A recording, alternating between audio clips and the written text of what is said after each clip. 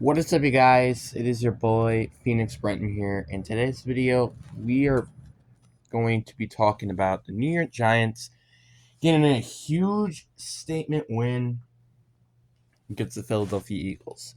If you literally cannot tell, I just woke up, and by the way, this is 6 a.m. in the morning by the time I'm recording this on the same day that it's supposed to come out, because I forgot yesterday to go upload a video because I was too busy watching the Eagles losing to the Giants, and I also was actually just chillaxing for once in my life. So, yeah. Also, another quick thing I want to mention as well.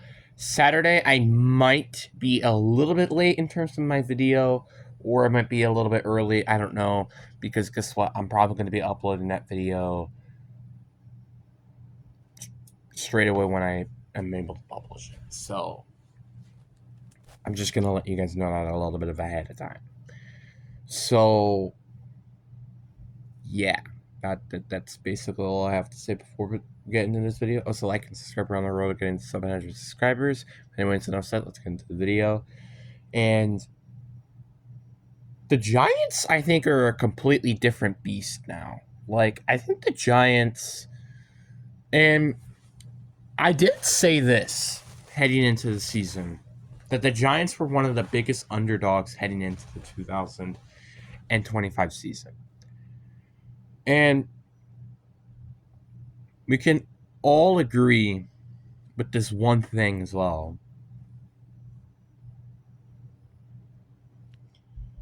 That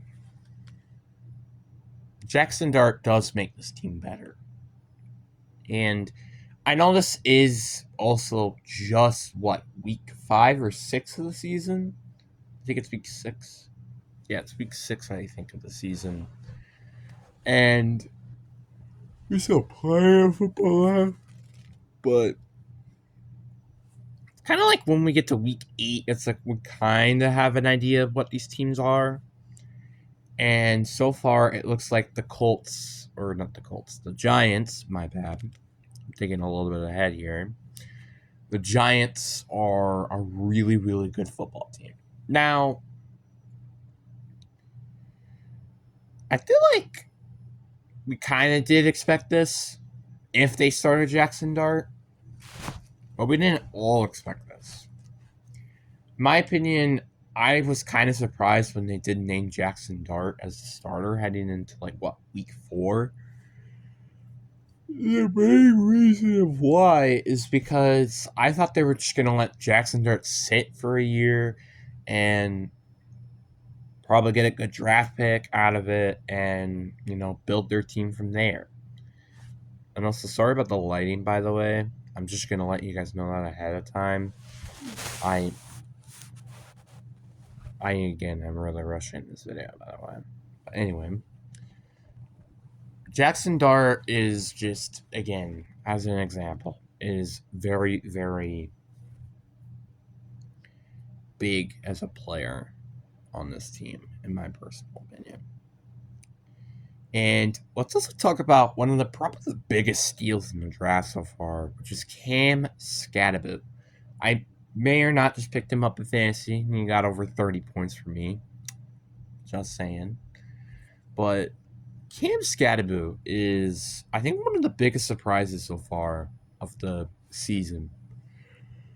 I felt like everybody, including myself, were thinking it was going to be like a Tremont Tracy, Devin Singletary backfield, and Cam Skattebo was going to be like a backup. Nobody was really expecting Cam Skattebo to be the main guy in the offense. And then kind of like Tremont Tracy and Devin Singletary basically fighting for whoever gets the backup job. I don't think really anybody expected that. Cam Skattebo is, in my opinion, on pace to be the best running back in this class.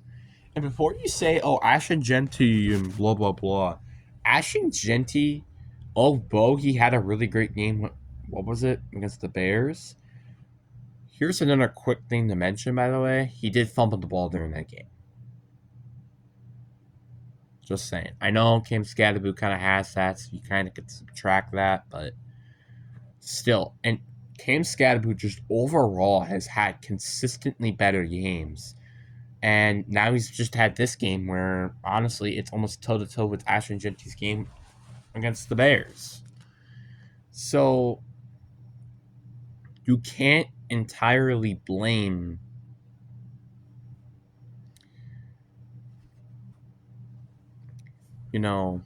saying that. Okay, I wouldn't say blame is the right word, but anyway, I wouldn't say that Ashton Genty is better, even if, the Raiders were not that great of a football team. I mean, literally, their record is just a good example of it.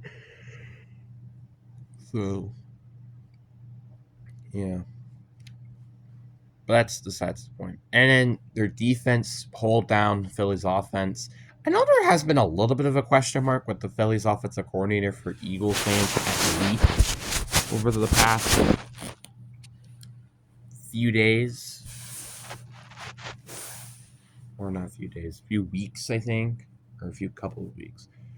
But, man, your defense made a big statement against the Eagles. Like, one touchdown was because they've run the touch push 4 times in a row. Which, by the way, what the heck, Because, I think everybody says this when we don't want to see the tush push in the league anymore. It just seems to be such a just easy couple of yard play because every yard should count. It shouldn't be cheated upon. You know what I mean? So that's what I'm really, really hoping for, is that we can change that. Obviously, that's just what I'm hoping for.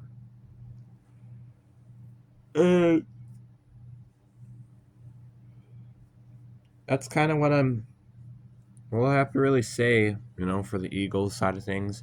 Also, again, with the Eagles and injuries and stuff like that, kind of does stink, but you kind of shouldn't be allowing the Giants, who also doesn't have elite neighbors, by the way, to have such a big game. Darnell Robertson had a really good game. Cam Scadaboo had a good game. Jackson Dart had a really good game. There were a lot of players who had a great game against the Eagles, and did I forget to mention that, I think the Eagles were expected to win this game, by the way?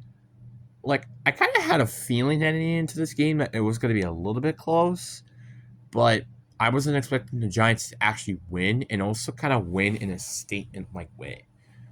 Because the Giants, nearly the entirety of the game, had the lead, and the Eagles really didn't do much. Which is kind of weird to think about, And this, which might be talked about maybe in a different video, the Eagles could potentially be not as good as a team as everybody thought they were heading into the 2025 season. Kind of the same thing with the Ravens, too, which is such a weird thing to say. And also, I think that was probably the Super Bowl matchup a lot of people were predicting heading into the season, which I wasn't one of them. But it's still very interesting that the Eagles are, there.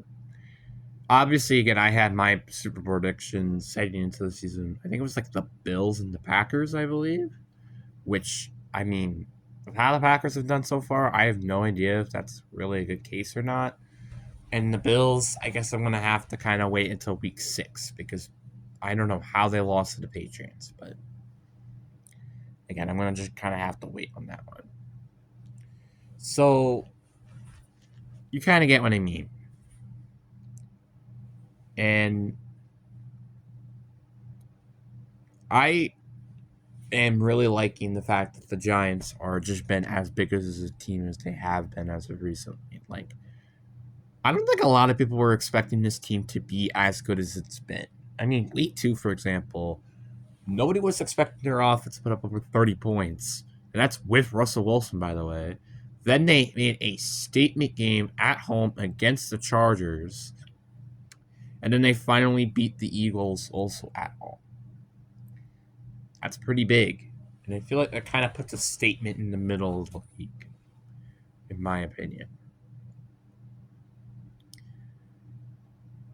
This, without a doubt, is a completely different Giants team.